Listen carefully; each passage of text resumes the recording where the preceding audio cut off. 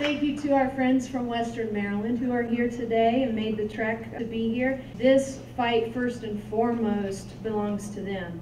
Fracking is an issue that affects our entire state, but our Western Maryland friends, it's really up close and personal.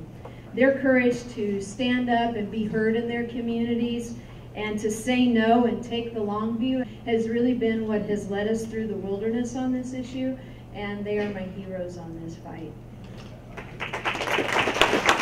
If Maryland is going to be different, if we are not going to be another Pennsylvania, Ohio, and West Virginia, it's going to be because of the people here in this room.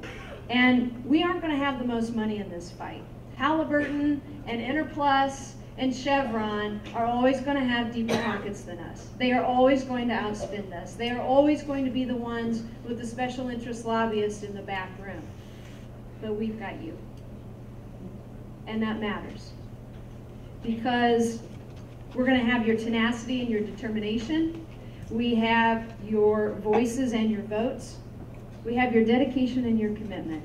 And I can't thank you enough for engaging with us in this fight, because this is how we are going to take on big issues and win. In Western Maryland, the economy and the environment are as tied together as a canoe and a paddle. And we can see the warning signs and the risks. Only now we have the opportunity to act first. We have the opportunity to act first. We have the chance to make sure that Maryland does not repeat the mistakes of our neighboring states. We will not drill first and ask questions later. We know that second chances are expensive and that we have to get it right the first time. Well-financed gas companies are knocking on our door and they're ready to push the gas pedal. And thankfully, for the last 2 years, we've been able to stop them. But will that hold? 2 years ago, I sat down and read an article in the Baltimore Sun by a gas industry scientist who said Maryland had vast economic potential locked under our mountains and streams, miles and miles below. He said once Maryland got into the fracking game, the jobs and the cheap energy would flow and all of our problems would be gone. Of course, he made no mention of flammable tap water or fatal well blowouts. The way he talked about trading Maryland's natural resources for economic gain with no consideration given to the impact on our environment or communities was frightening. I also learned that Western Maryland already had been leased for drilling. 150,000 acres had already been leased, as a matter of fact, and there were 5 permits sitting on the desk of a regulator in Annapolis waiting to be approved.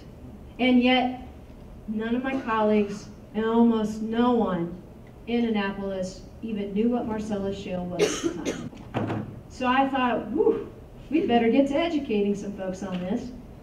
I wrote an op-ed that appeared in an editorial that appeared in the Baltimore Sun, highlighting my concerns and calling on Maryland to slow down, take a time out on fracking until we had more information about whether it could be done safely. And in less than a week, I was out in Friendship, Maryland in Garrett County, meeting with Eric Robeson, Smokey Stanton, Paul Roberts, Nadine Gravania, and other Western Marylanders who were desperate for anyone outside of Garrett County to notice the fracking steamroller headed straight for the land that they so dearly loved. Garrett's growing ecotourism industry relies on fresh air and clean water for hiking in the Great Allegheny Passage and swimming in Deep Creek Lake. When my wife Deborah and I travel to Garrett and stand on the mountain at Deep Creek Cellars, we gaze at uninterrupted mountains for as far as the eye can see. Imagine dotting that landscape with drilling rigs.